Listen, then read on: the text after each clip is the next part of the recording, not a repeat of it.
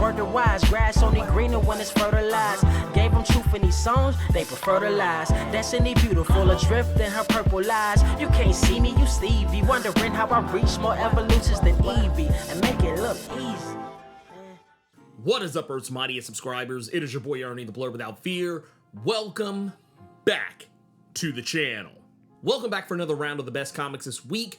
I normally, when we do these, I like to try and mix it up, try and have a little bit of everything, not just Marvel, not just DC, you know, we try and stay away from just doing only big two books. I like to showcase a lot of the other books that I read, because I read a lot of stuff. I don't just read Marvel and DC. Contrary to popular belief, I read a lot more Image and Dynamite and Boom Studios than I do Marvel and DC. Like, it's not even close. But this is gonna be a weird week because we're gonna kind of be falling back on some Marvel and DC, because while yes, there were some other like non-big two books that came out this week, there was actually a really strong showing from Marvel and DC both. It's actually gonna be almost evenly split between them. But you know, hey, let's not stand on ceremony. Let's get right into it. First up is going to be Ultimates number 12. This is a book that, while I have given it a lot of criticism, a lot of which I don't think is unfair. I know some people get really angry when I talk about this book because I am always going to point to the elephant in the room. While they may be called the Ultimates, they will always be the vanillas in my eyes. And that's just because, I mean, that's how I look at, you know, books that have a predominantly, if not entirely, white cast. And that's what this book has. I mean, yeah, there are actually more characters of color on it now, and they have actually taken it upon themselves to actually start showcasing that Luke Cage is now a part of the team, though a part of me wonders if that has anything to do with some criticisms I laid at the feet of the, I believe it was it Ultimates number 9, that was the Black History Month issue. A lot of people got really mad about that, but yeah, that's neither here nor there, because this issue is great, and I said a lot of the other issues are great. I think I even said that issue of Ultimates number 9 was great. It just had really poor timing. But this one actually is getting us on brass tacks, as for the past several, really since the beginning of the series, but really ramping up lately with previous issues, we've been seeing that a conversation that Doom, who in this universe, for those who don't know, Doom in the Ultimate Universe, Earth 6160, this version of Doom is Reed Richards, not Victor Von Doom. And Reed has been trying to figure out since Ultimate Invasion how to get back the friends and family he lost thanks to the Maker, because in the creation of this new Ultimate Universe, the entire Fantastic Four, with the exception of Reed Richards, was killed off by the Maker. Yet another version of Reed Richards. And a few issues back, we saw when the Ultimate Guardians of the Galaxy made their debut in the new Ultimate Marvel Comics universe, we saw that Doom had a conversation with Star-Lord that gave him a glimpse of the future to come, and we've seen this conversation floated back to here and there in some of the more recent issues. And it all stems from an interaction that happened during Ultimates number 6, where the Ultimates tried to take on the Ultimate Hulk, as well as the immortal weapons of the Hulk, and it didn't go good for anybody. Tony Stark was killed off by the end of the issue, but technically he was still, you know, alive. He's been long since brought back, but a lot of the other characters also got their shit wrecked as well. It was a meme-worthy level ass whipping that Hulk and the immortal weapons of the Hulk put on the Ultimates in that issue. And the question had become, since that moment, was this time travel? Was it something that was all in their heads? What was it? And in the previous issue, it became clear to Tony Stark what the answer truly was. And by the time we get to this issue, we get a definitive answer to what happened. Why were the Ultimates able to survive what honestly should have been the end of the team? And because of the fact that this is all getting litigated this issue, we spend a good chunk of time with Doom. He's given a lot of floor for this issue to explain his actions and why things were done the way they were, and we also get to take a long look at what will keep this team together and what might just break it apart. But because we're talking about a version of Doom, it doesn't really matter that this is a version of Reed Richards, not a version of Victor Von Doom.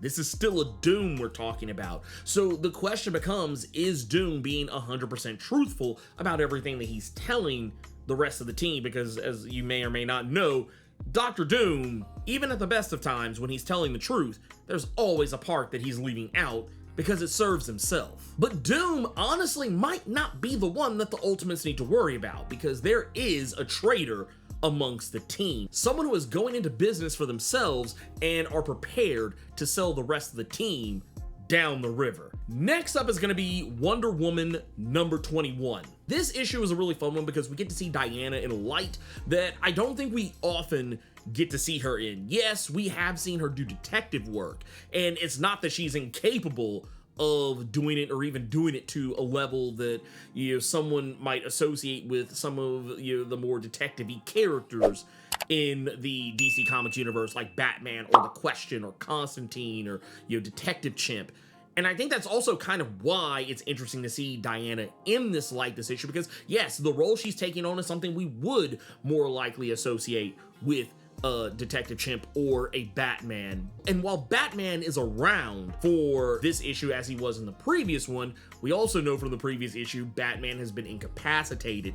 All the while, Wonder Woman is trying to solve a case. And it's the case of who actually iced Ares. With the recent murder of Ares, Zeus is charging Diana with getting to the bottom of the whole thing, largely because the person who seems to be at fault for this is Hippolyta, and she's been imprisoned by Zeus as a result of this. So now Diana's trying to clear her mother's name, but also at the same time, we saw that Batman was struck down by lightning, courtesy of Zeus, mind you. So he is also in the clutches of Zeus as well. Diana is trying to save two people who are very important to her. That's why in this issue she's being pushed to, you know, her limits that, you know, while, you know, it's a thing that we usually say a lot of the time in regards to superheroes. Oh, this superhero is being pushed to their absolute limit.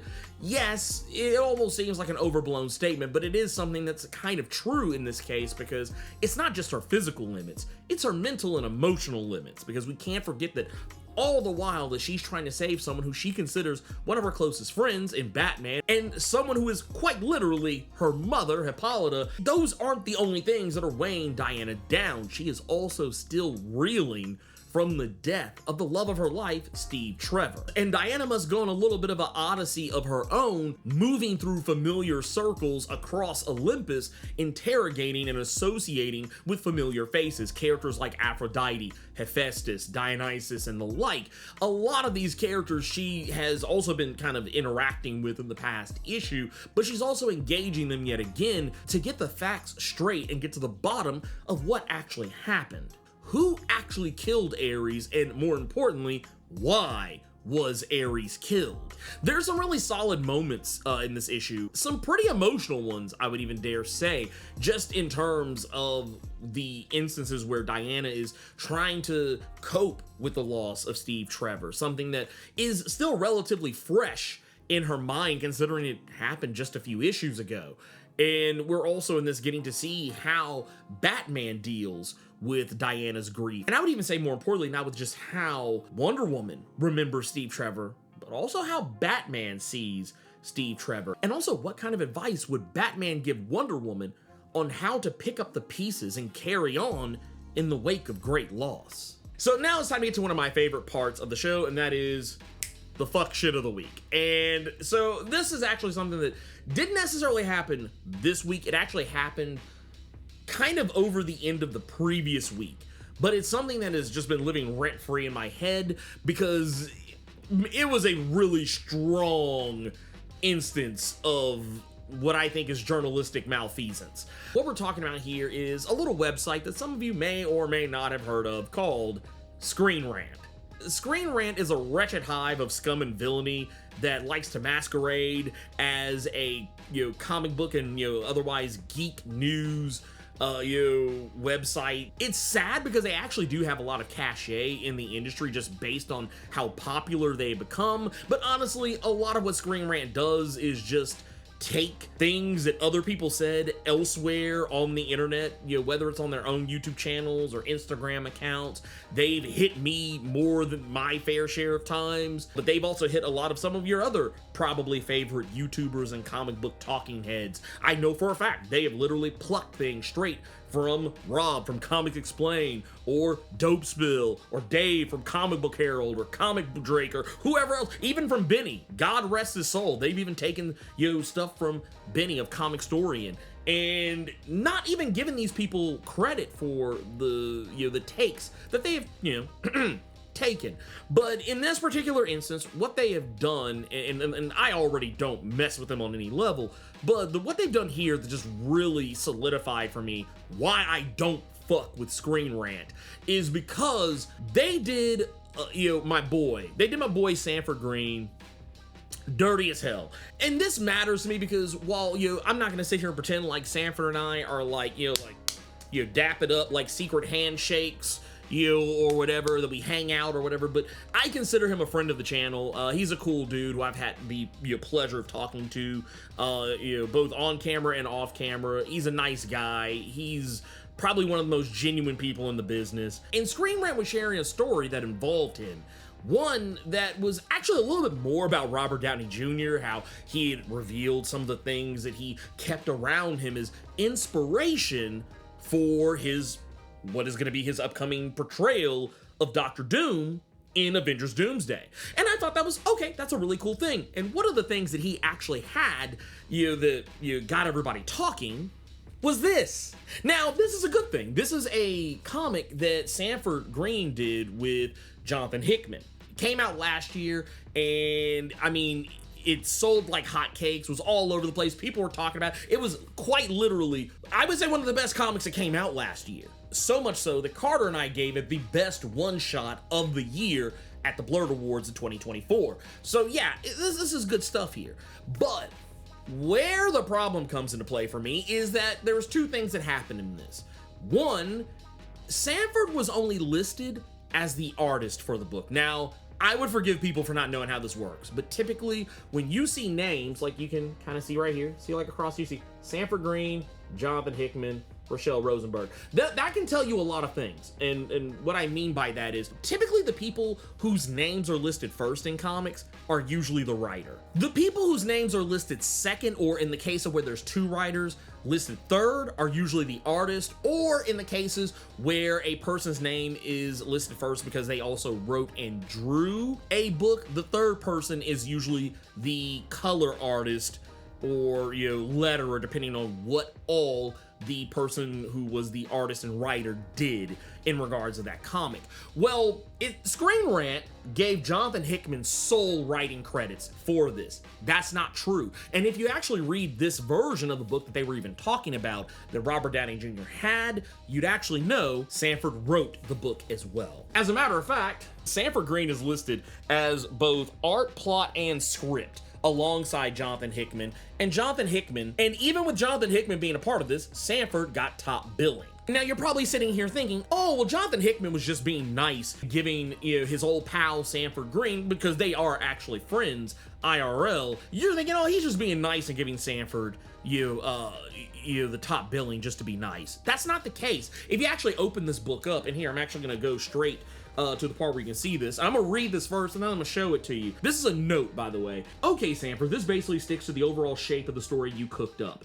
Which, okay, now let's go back to that. What did I just say here? The overall shape of the story you cooked up. This is Jonathan Hickman's words to Sanford Green. These are notes that he's leaving for Sanford Green that I'm reading. He says, big, very cool stuff with some perfect small moments peppered throughout. Overall, I think this works, but as you're the guy driving the car, feel free to add, expand, or contract in any place you think it serves the story. And then once you're done, we'll go over everything again, and then I'll script over what you've drawn. Now, once again, if you don't believe me, I literally have it all right here. If you don't believe anything I'm saying, this is everything right here. I'm not making anything up. These are literally the words as they are put out there. So you can argue with your mama. Don't argue with me. Now, the other issue that I have with this is also that not only did they not credit Sanford correctly, they also spelled his name wrong in doing so. in the little credit that they did give him. They said, oh yeah, his name's Stanford Green. I was like, wow. So we're literally taking what I think are one of the most prolific black artists in the business, and not only are we going to diminish him in what he's doing as far in terms of plotting and helping write the story that you're propping up, we're also going to sit here and pretend that we don't know this man's name. That's wild. Like I don't think I even need to say anything else. Screen Rant, that's fuck shit. All right, next up is gonna be Absolute Flash number 3. This is basically kind of a nice little departure from what we typically get in the Absolute universe in regards to some of the stories. A lot of the stories we've gotten thus far between Absolute Superman, Absolute Batman, Absolute Wonder Woman, they all kind of follow a very, I would almost say, particular narrative structure, usually like a 5-issue structure, give or take. This one is actually doing something a little bit different, and I'm actually glad to see it here in this. It's not really following that. Absolute Flash basically has ended its effectively first story arc in this particular issue. Not to say that there probably isn't a little bit more, but like the overall main meat of what is going on, what I feel is a long introduction, or rather reintroduction to the character of Wally West in this, all of that has come to a close in this issue.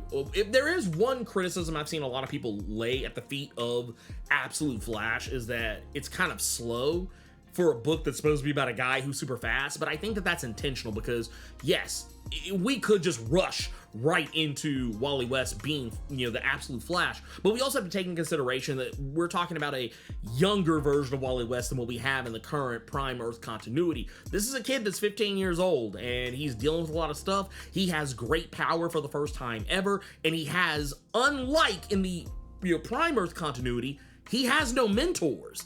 In the original Prime Earth continuity, when Wally becomes the Flash, Barry's right there to teach him all the ropes, to show him how all this is supposed to work. And in this, Barry's not there. Barry is very dead. So, yes, he's having to learn all of this on the fly, and it's pretty cool to see him actually pull a lot of what he's doing off. Yes, we're not really seeing him do a lot of flashy things, and that's because he's just trying to survive and operating on pure instinct. Now, by the time you get to this issue, he is officially the Absolute Flash, in not just name, but also in look and in deed. And we also get a pretty nice little reveal in this issue.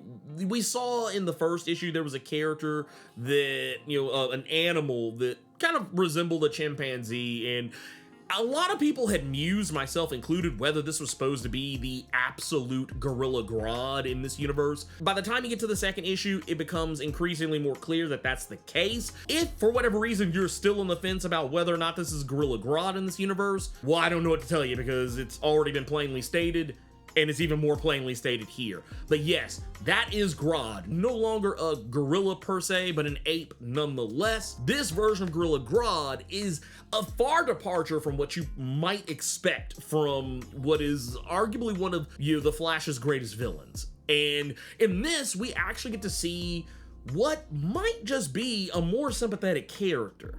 Rather than being an enemy to Wally, as he would be on Earth Prime, this version of Grodd is an ally. And I think what makes this even more interesting is how Grodd and Wally bond with one another in this issue and become allies in the fight to, quotey fingers, save the world and be superheroes. Something that I wonder if Jeff Lemire is going to play with any as the series goes on, depending on, I guess how he feels about, kind of messing with that dynamic, or how far he wants to take that dynamic. Honestly, at this point, I personally feel like, after having seen a Wally West and a Gorilla Grodd who get along, I don't want to see it any other way. But, sometimes it's a writer's job to break your heart. So my heart will likely get broken. I do wish we would have gotten to see Wally go up against the rogues a little bit more. Like, he spends more time running from them as opposed to running to them. but I think it's all to serve a very specific purpose, and I'm pretty sure by the time we get to the next issue, all those things will be addressed. But yeah, there's a lot of really sweet moments here. We get to see a lot of, not necessarily so much spelled out, but definitely, you know, imagery that gives us all the backstory we need on the absolute Grodd and the absolute Flash in this universe. It's all good stuff. And what I think is really important here is that we managed to get what I think is a pretty satisfactory conclusion to Wally's journey to becoming a hero. Because in a lot of this, he has to reconcile with Barry Allen's death and the fear of using his powers to be a hero. And while it all flies by what I think relatively quickly, we know Flash is setting up some pretty big things for the upcoming Absolute Universe and Earth Prime crossover, so I'm here for it. All right, next on the list is going to be Superior Avengers #2.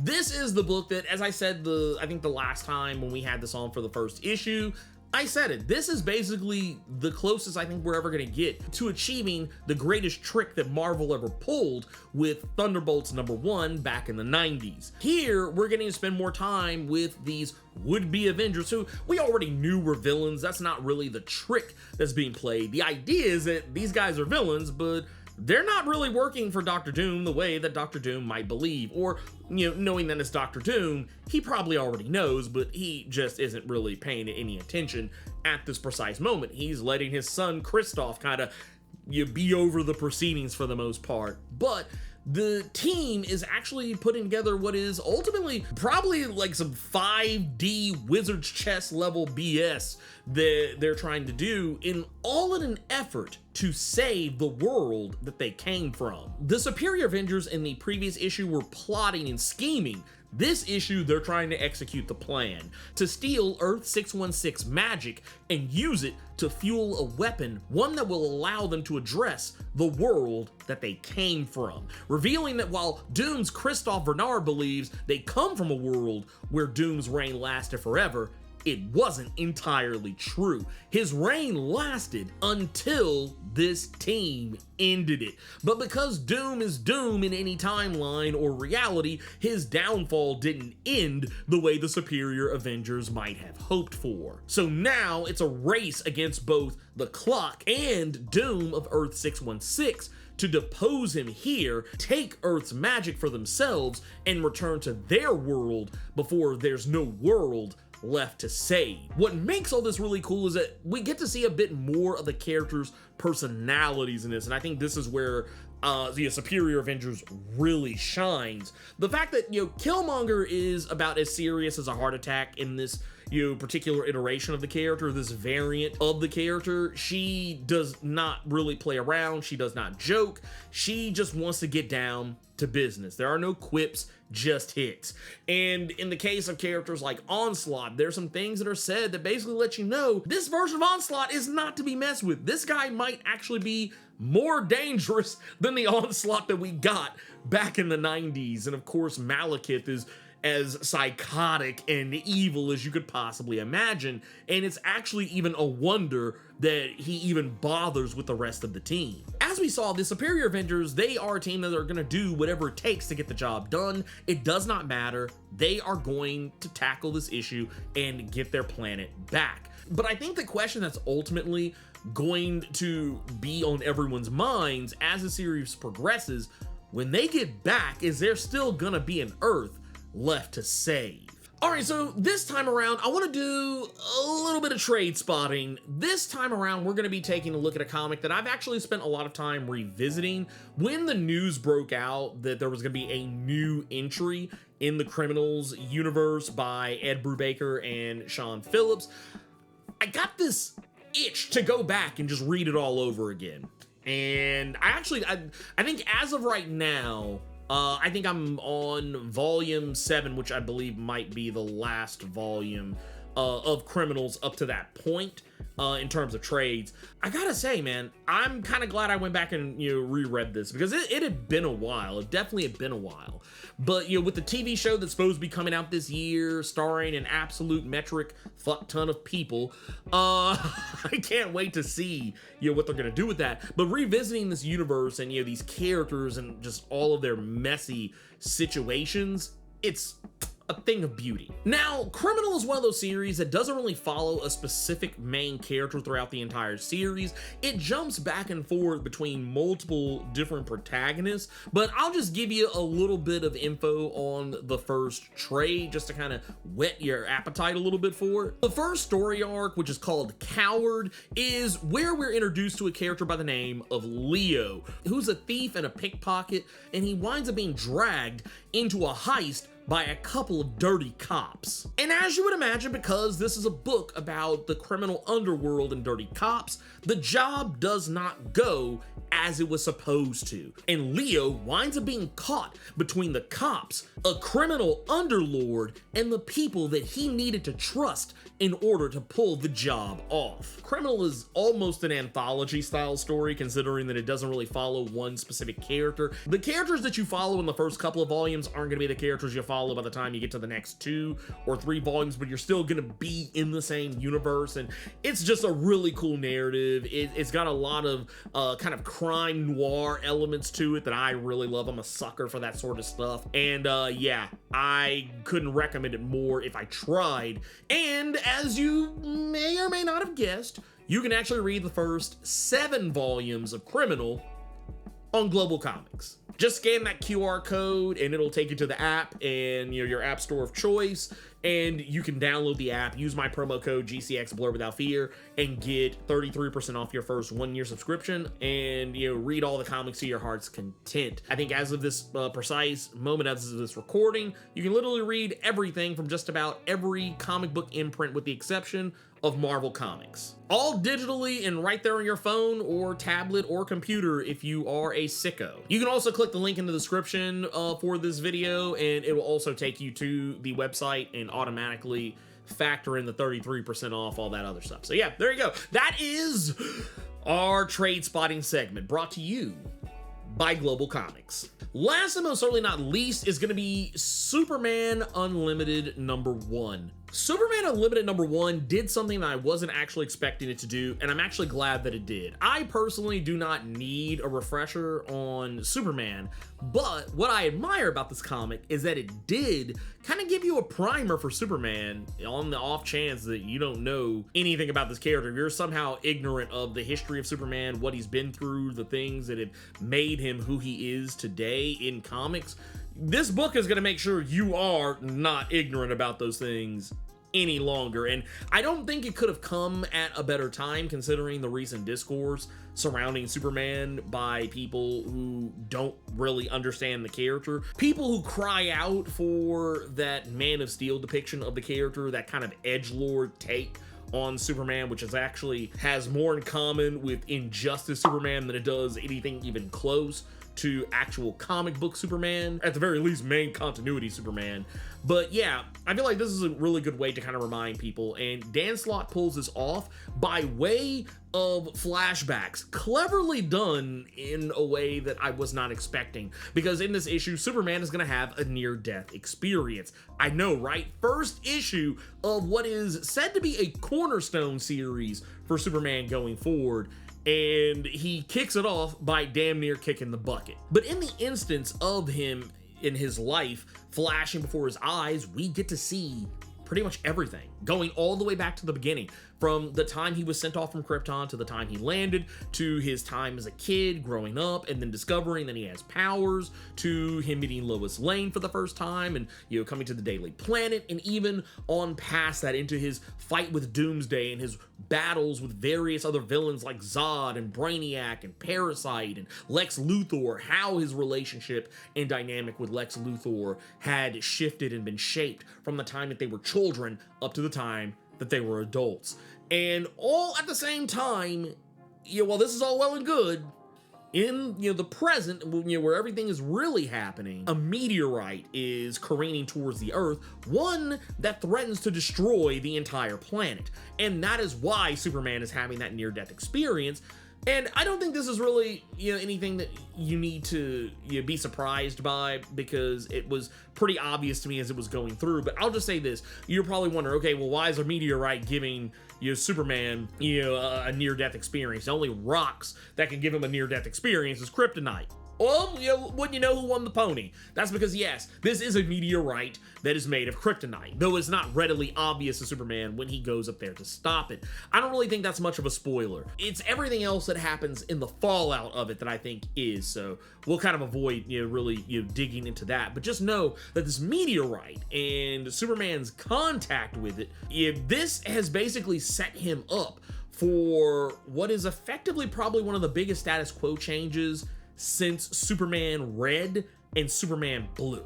And I don't really want to take it any further than that, but just know that the meteorite, while Superman is actually able to stop it, the fallout of him stopping the meteorite is going to change not just the course of Superman's life going forward, but the course of the Superman family and maybe even the DC Comics universe at large. Like I said, the meteorite was made of kryptonite, and it was a pretty sizable meteorite. And now we have to look at a world where Superman might have to think twice about his superheroing, or maybe he doesn't. We'll have to wait and see.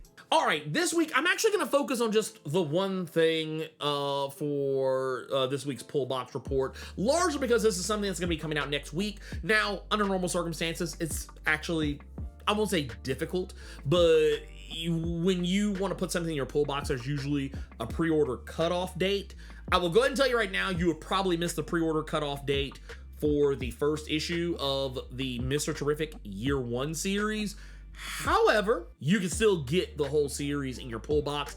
A lot of the DC Comics issues, and once again, I know we've talked about this before on a previous edition of Best Comics This Week, back before the pre-order cutoff, but I'm talking about it again because I actually appreciate DC is really doing a full court press on trying to promote this book and, get people aware that it is coming out. So I'm excited about that, especially considering that this is a comic that, well, for one, is highlighting one of my personal favorite DC Comics characters, but also at the same time, this is a book that is also going to be highlighting a character that we're going to be seeing in the new Superman movie coming out in July. So, I mean, it's pretty a big deal that this is actually going on, and this is going to be a book that's going to recontextualize what you may or may not know about Mr. Terrific and his origins. This is going to wind up being one of those books that a lot of people I know are going to be coming back to me later. Man, I didn't know this book was coming out, and I'm literally been sitting here telling y'all about it, so I'm telling you about it again because it's coming out next week. So make sure you go run to your comic book shops, or if you're already in your LCS right now,